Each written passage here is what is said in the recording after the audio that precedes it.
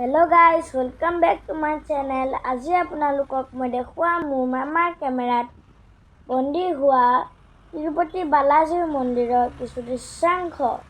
যোৱা বছৰ জুন মাহত মোৰ মামাৰ এই মন্দিৰ দৰ্শন কৰাৰ সৌভাগ্য হৈছিল। অন্ধ্ৰ প্ৰদেশৰ চিত্তুৰ জিলাৰ তিৰুমলা পৰ্বতত এই মন্দিৰটো আছে। তিৰুপতি বালাজীৰ মন্দিৰক শ্ৰী বেংকটেশ্বৰ মন্দিৰ বুলিও জনা যায়।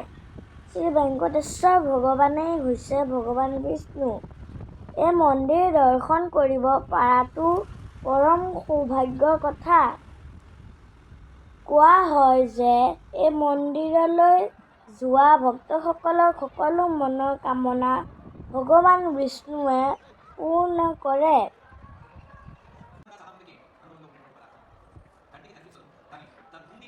ওম শ্ৰী বেংকটেশ্বৰায় নমো নমঃ।